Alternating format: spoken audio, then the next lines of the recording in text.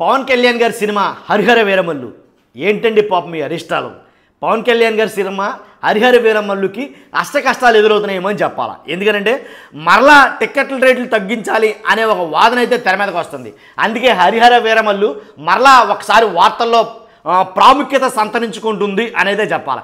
ఎందుకంటే హరిహర వీరమల్లు 23 ఎప్పుడో మొత్తానికి రిలీజ్ డేట్ అయితే అనౌన్స్ చేశారని అన్నారు. సబ్జెక్ట్ కరెక్షన్ మొత్తానికి ఏదైతేనండి హరిహర వీరమల్లు ఏంటంటే పవన్ కళ్యాణ్ గారి సినిమా వచ్చినప్పుడే ఇలాంటివన్నీ బయటకు వస్తున్నాయా ఏంటి, పవన్ కళ్యాణ్ గారిని టార్గెట్ చేశారా ఏంటి, పవన్ సినిమానే టార్గెట్ చేశారా ఏంటి అని రకరకాలుగా అయితే కనుక మాట్లాడుకున్నారు బయట. కాబట్టి ఏదైతే అంటే ప్రభుత్వానికి అలాగే ఇండస్ట్రీకి మధ్య ఒక సత్సంబంధం అనేది లేదు అని క్లియర్ కట్గా అర్థమవుతుంది. ఎందుకంటే ఆల్రెడీ పవన్ కళ్యాణ్ గారు ఇండస్ట్రీని పిలిచారు, ఏమని ఆల్రెడీ సీరియస్ అయ్యారు. ఏ విషయంలో, కొత్తగా ఒక ప్రభుత్వం ఫామ్ అయ్యింది రాష్ట్రంలో.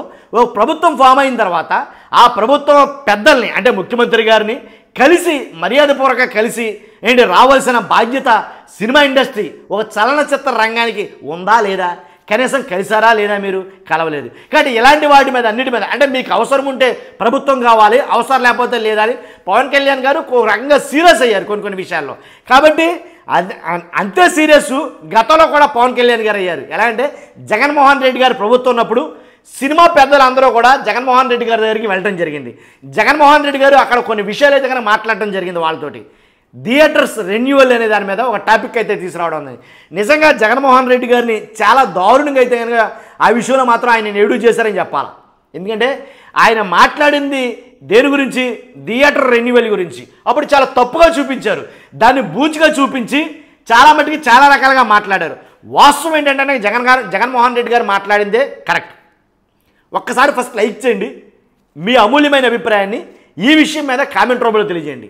అంతేగాని లైక్ చేయడం వల్ల నాకు మోటివేషన్గా ఉంటుంది, ఎక్కువ మందికి ఇన్ఫర్మేషన్ షేర్ అవుతుంది ఏంటి. అంతేకాదు కొత్తగా హైప్ అనే ఒక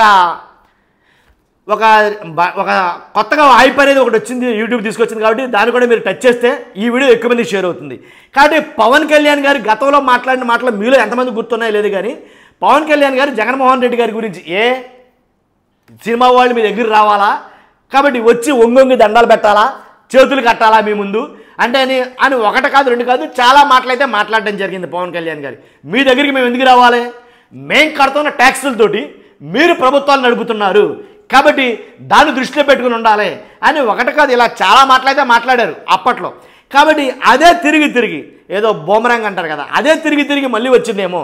ఇప్పుడు సినిమా వాళ్ళు చలనచిత్ర రంగ ఎవరైతే ప్రముఖులు ఉన్నారో వాళ్ళు ఎవరు కూడా ఇప్పుడు వరకు ప్రభుత్వాన్ని కలవకపోవడం నిజంగా విచిత్రమే.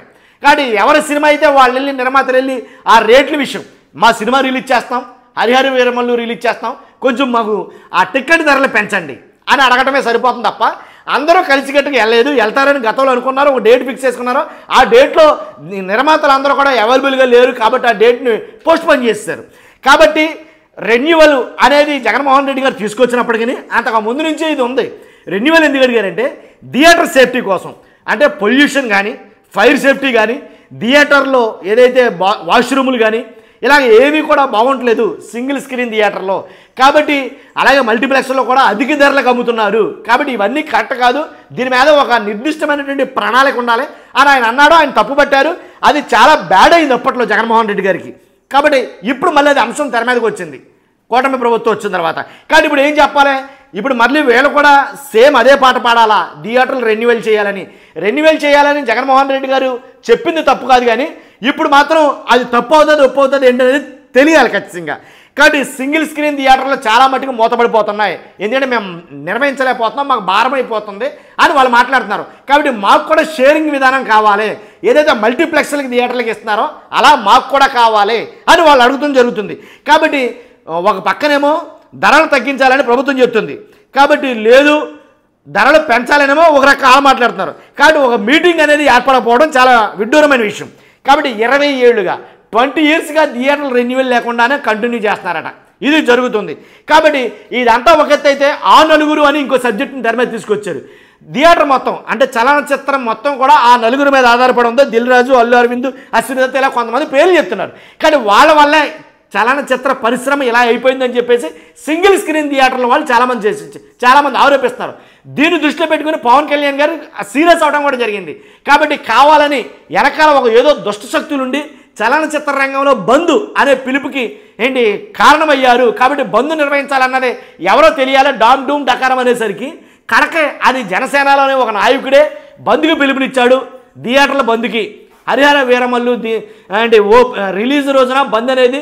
కాబట్టి జనసేన నాయకుడే ఈ పిలుపునిచ్చాడని తెలిసితోడు అవాక్ అయ్యి మొత్తానికి ఆ జనసేన నాయకుడిని కూడా ఏం చేశారంటే కనుక సస్పెండ్ చేశారు పార్టీలోంచి.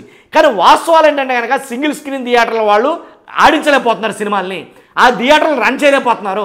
కాబట్టి వాళ్ళకి సరిపోవడం లేదు, కనీసం థియేటర్ మెయింటెనెన్స్లు కూడా మాకు రావడం లేదు ఆ డబ్బులు అని వాళ్ళు వాపోతున్నారు. కాబట్టి దీనికి సుదీర్ఘంగా పరిష్కారం అంటూ రావాలి.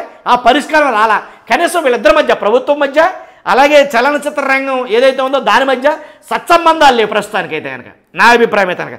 కాబట్టి అది అలా తిరిగి ఖచ్చితంగా అంతకుముందు కూడా పవన్ కళ్యాణ్ గారి సినిమా మీదే పడ్డదా ప్రభావం, ఇప్పుడు మళ్ళీ పవన్ కళ్యాణ్ గారి సినిమా మీద ఆ ప్రభావం పడబోతుందేమో అనేది కనుక చాలామంది మాట్లాడుకున్నారు. కాబట్టి చూస్తున్న మీరు అందరూ కూడా మీ అభిప్రాయం ఏంటో ఖచ్చితంగా కామెంట్ రూపంలో తెలియజేయండి. ఫస్ట్ అయితే లైక్ చేయండి, మీ అమూల్యమైన అభిప్రాయం కామెంట్ చేయండి. కొత్తగా మన ఛానల్స్తో పక్కాగా సబ్స్క్రైబ్ చేయండి. Thank you very much.